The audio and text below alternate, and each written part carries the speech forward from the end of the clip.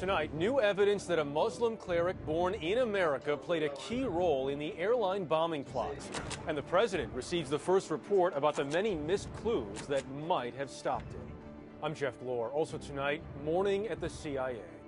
One of the deadliest attacks in the agency's history is carried out by an Afghan who is invited onto a U.S. base without being searched. For better or worse, the recession is keeping more couples together. This is the CBS Evening News with Katie Couric. Good evening. Katie's off tonight. He has been linked to some of the 9/11 hijackers and the Fort Hood shooting suspect. Tonight, there is more. Authorities believe American-born cleric Anwar alAwlaki played an important role in the plot to blow up Flight 253 on Christmas Day. He is believed to have met the bombing suspect in Yemen in the months leading up to the attack. Our justice correspondent Bob Orr has been investigating this story from the start. He joins us from Washington this evening. Bob? Jeff, intelligence sources now tell us that U.S.-born cleric Anwar alAwlaki is emerging as a key player in that Christmas Day attack. As one official puts it, the radical imam is right in the middle of this.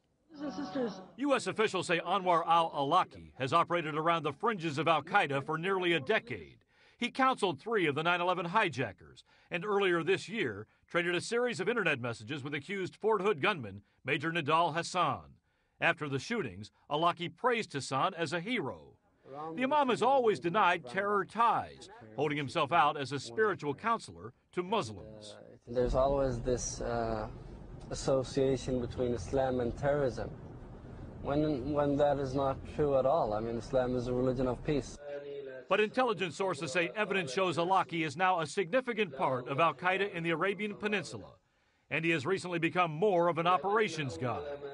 In the months before the attempted bombing of Northwest Flight 253, sources say alAwlaki and the suspect Umar Farouk Abdulmutallab had communications, and Abdulmutallab told federal investigators that he met face-to-face with alAwlaki in Yemen as part of his indoctrination. Investigators, though, still can't say exactly how big of a role alAwlaki played in the plot. And Abdulmutallab, who was talkative right after his arrest, has now stopped cooperating. But sources say the suspect has already provided a wealth of intelligence. Abdulmutallab says he got the explosives in Yemen and said he knew of no other planned attacks. But the suspect says he was isolated from other brothers while training in Yemen to keep him from knowing too much about other al-Qaeda operatives and other potential plots. While most of his story so far has checked out, sources say some of the names of associates that he's provided have turned out to be aliases. While Abdulmutallab recovers from his burns in a federal lockup, alAwlaki remains free. But make no mistake, he is now a marked man. An airstrike apparently just missed him last week. Intelligence officials now say they believe he has survived. Jeff? But, Bob, the suspect, Abdulmutallab here, he was talking a lot at first, and now all of a sudden he's not. Why the change? Well, the short answer to that is he now has a lawyer and he's being very careful. It's not unusual for terror suspects to talk at first. I will say, though, that investigators were really struck by how expansive he was. And on that point, there seemed to be 2 schools of thought. One, he was nervous, not fully indoctrinated as a full-fledged terrorist, and he was intimidated. But the other belief, what most people believe, is that he wanted to make it clear that he was a real player. He was intent on carrying out real jihad. Sources say, in fact, he sounded a little bit like he was bragging. Jeff? All right, Bob, we're in Washington tonight. Bob, thank you. CBS News has obtained a copy of Abdulmutallab's passport. He used it along with a U.S. visa to board Flight 253 in Amsterdam. Today, the president received the first report on the security failures leading up to the Christmas Day attack. Our Chip Reed is in Honolulu, where the president is spending the holidays. And Chip, this is not the vacation the president planned, is it? It is not, Jeff. He had hoped to spend this vacation recharging his batteries, but now he appears to be spending most of it working. For New Year's Eve, he'll be reviewing nearly a dozen new reports from Homeland Security agencies, all part of a massive effort to figure out what went wrong. The reports are from an alphabet soup of federal agencies, including the CIA, NSA, FBI, and TSA. Officials say the president has immersed himself in the details of the review and that individuals will be held accountable. But the top priority now is to make sure it doesn't happen again. To that end, Homeland Security Secretary Janet Napolitano is dispatching a team of officials to Africa, Asia, Europe, the Middle East, and South America. to review passenger screening on U.S.-bound flights. Enhanced security procedures already ordered by the president on those flights include increased pat-downs and bag checks, more air marshals, and more bomb-sniffing dogs. Officials have also updated the list of more than 500,000 potential terrorists, moving some up to the no-fly list. The preliminary findings are also focusing on some serious security breakdowns. Conversations were intercepted months ago about a Nigerian in Yemen involved in a terrorist plot, but the dots were never connected to warnings by a prominent Nigerian to U.S. officials that his son had become dangerously radicalized in Yemen. Agencies even failed to pull the man's U.S. travel visa, a flaw in the system the State Department says it has now closed. Today, Director of National Security Dennis Blair had a chilling warning to the intelligence community about the more cunning attacks of the future that are being designed to circumvent U.S. defenses. He said they are doing so right now, even as you are reading this message.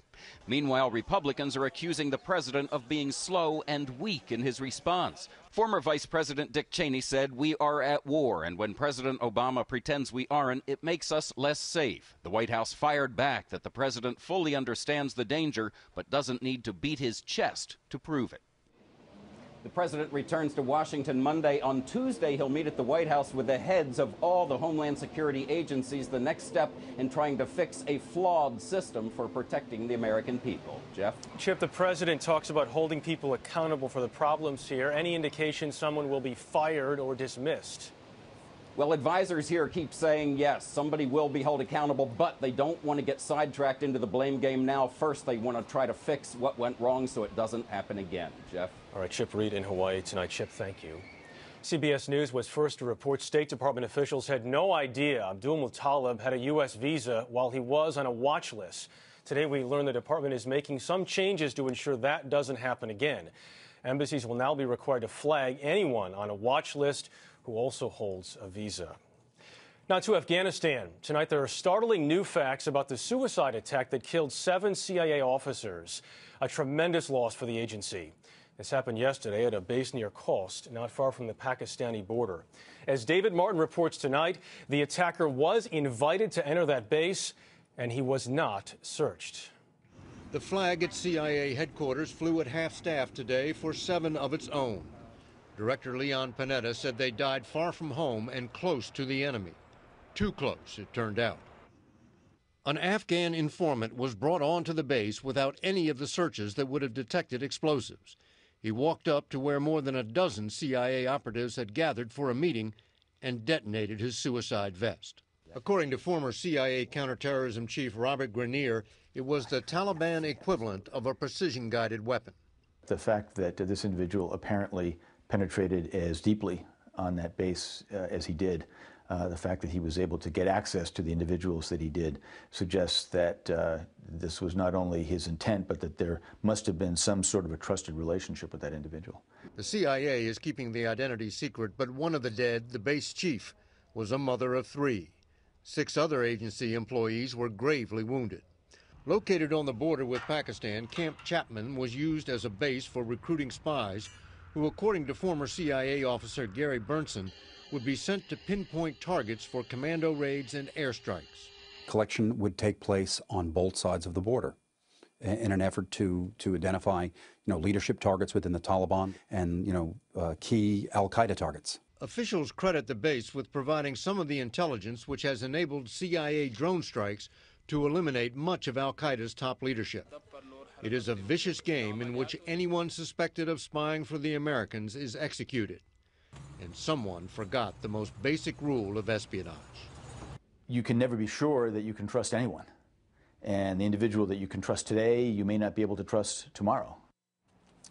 With 7 dead and 6 wounded, that base is now knocked out of action until the CIA can send in a new team of operatives. Jeff? So, David, if the base is out of action for now, how exactly important was this base when they were using it?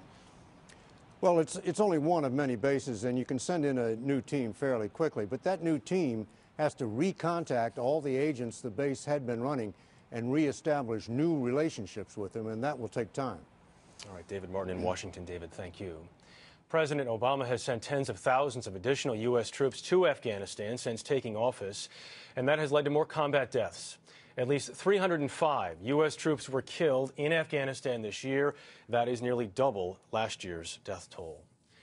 Today, a federal judge in Washington dismissed all charges against 5 Blackwater security guards involved in a deadly shooting 2 years ago in Iraq. The 5 were accused of killing 17 unarmed Iraqi civilians at a Baghdad intersection. Iraq's government wanted to try the men in Baghdad, but the U.S. refused. Today, the judge said prosecutors blew the case, calling their evidence, quote, contradictory and lacking in credibility. Still ahead on the CBS Evening News. Are empty wallets leading to fuller hearts for America's married couples?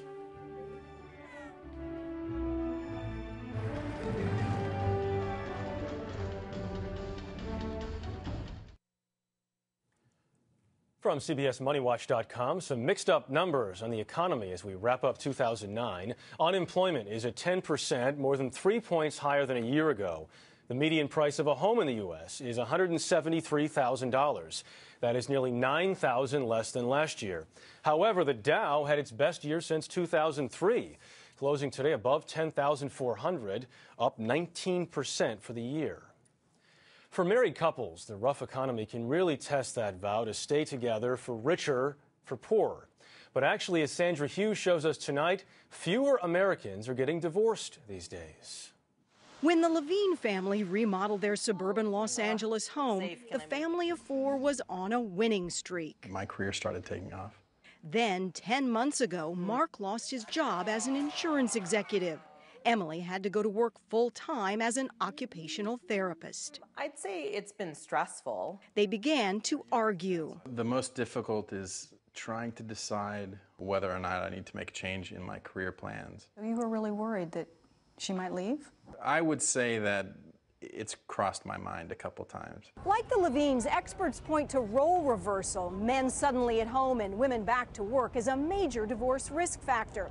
It's happening more and more since 75% of job losses in this recession have been shouldered by men. But the Levines have held on. We needed to put the financial issues behind us and focus on our family. And they aren't alone. Call it the silver lining of the recession. Last year, in the 44 states reporting data, the divorce rate dropped to its lowest point in 30 years. There were almost 20,000 fewer divorces in 2008 than 2007. Some folks have seen a dramatic decline in the value of their home, and so they're really waiting until their home values rebound before they head to divorce court.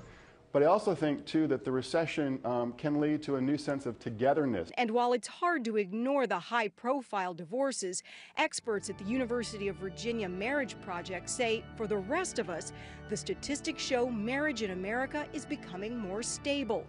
As Americans tighten their belts and pay down credit card debt, marriage experts say the stress relief made for happier couples. The Levines weathered their crisis with the support of family. Lucky for them, Mark's sister is a marriage therapist. They're figuring, here we are, we're together, times are tough. Let's try and reconnect and bring back some of what we had when we first met. Now they have fewer dinners out and more family game nights at home. And as tough as it's been, it allowed us to fall deeper in love with each other and our children. Realizing if they can get through this, they can get through just about anything. Sandra Hughes, CBS News, Sherman Oaks, California. Many Americans, married or single, are happy to welcome in the new year. A poll out today says 38% believe 2009 was a bad year for their families. But 82% of Americans are optimistic about what 2010 will bring.